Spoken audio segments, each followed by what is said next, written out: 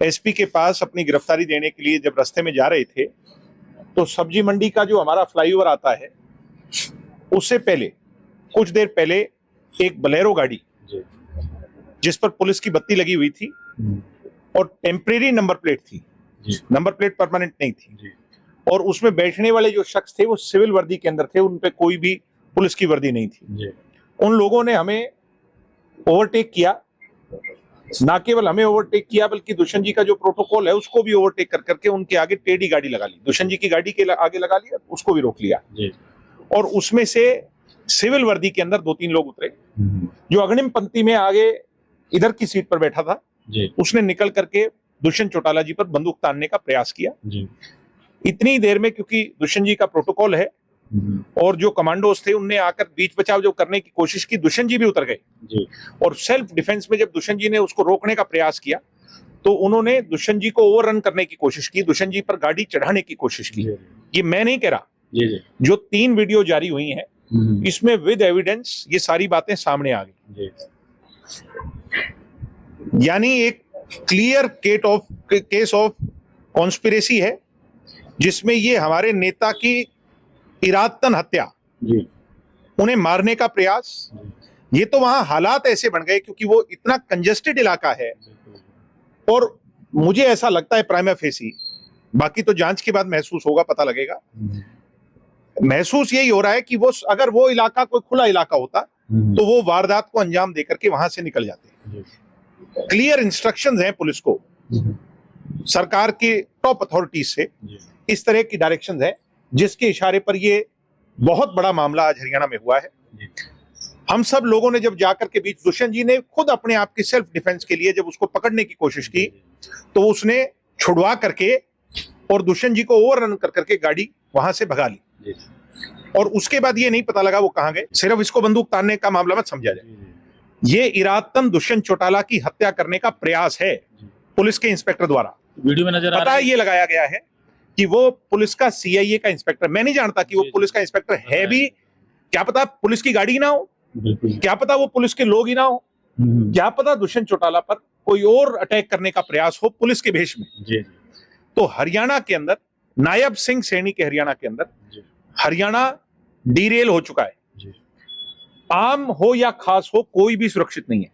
तो वीडियो में आप एक धक्का देते नजर आ रहे हैं, क्या वो भी उसी गाड़ी में से उतर रहा था? वो व्यक्ति भी उस गाड़ी में से उतर रहा था और वो बद्दी गाड़ियां निकाल रहा था। तो कारण समझ में आया कि क्या उसके इशारे पर अगला व्यक्ति एक्ट कर रहा था। ये 4 या 5 लोगों की टीम थी, अब ये तो बाकी तो वीडियो फुटेज में आएगा।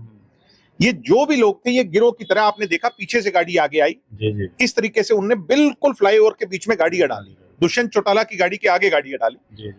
ये तो मुझे लगता है कि वो हालात को देखकर थोड़ा घबरा गए क्योंकि इतना कंजेस्टेड इलाका है, वो भाग नहीं सकते थे। तो आगे क्या रणनीति रहेगी? अभी रणनीति हम बढ़ा रहे हैं और अगर सरकार एक्ट नहीं करती इस विषय पर और उसको सस्पेंड कर करके अरेस्ट नहीं करती उस व्यक्ति को, और 302 का मामला या जो भी धारा बनती है जो हत्या के प्रयास के लिए, अगर वो दर्ज नहीं करती है तो फिर हम बहुत जल्दी बहुत बड़ी कॉल लेंगे। देखिए, मैंने उनसे यही निवेदन किया है कि उनकी तरफ से कोई भी अगर रिटन कंप्लेंट दे देंगे with any evidence that they have, अगर कोई ऑडियो वीडियो जो भी है उनके पास में, अगर वो दे देंगे, रिटन कंप्लेंट दे देंगे तो एज पर लॉ कार्रवाई करेंगे उसमें।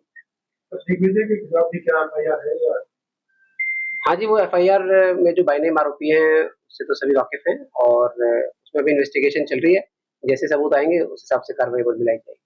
किस तरह से ये मामला हुआ, किस किन धाराओं के अंतर्गत? उन्होंने दिग्विजय जी का कहना है कि गमला तोड़ने पर हम पे एफआईआर हुई, ऐसे दुष्यंत जी का कहना है, तो क्या ये मामला क्या किस तरह से? देखिए, ये कंप्लेंट जो है वो गुरु जम्बेश्वर यूनिवर्सिटी के जो ऑफिशियल हैं उनकी तरफ से दी गई थी कि भाई जो घटनाएं वहाँ पर हुई हैं और उनके कंप्लेंट के वर्जन के अनुसार की जो तोड़फोड़ है या और भी जो है धक्का मुक्की हो गई या ट्रेसपास हो गया या इंटिमिडेशन जो धाराएं बनती है उसके हिसाब से धाराएं लगाई गई हैं और उसी हिसाब से एविडेंस कलेक्ट किए जा रहे हैं और जिन लोगों की संलिप्तता है उनके खिलाफ कार्रवाई की जा रही है।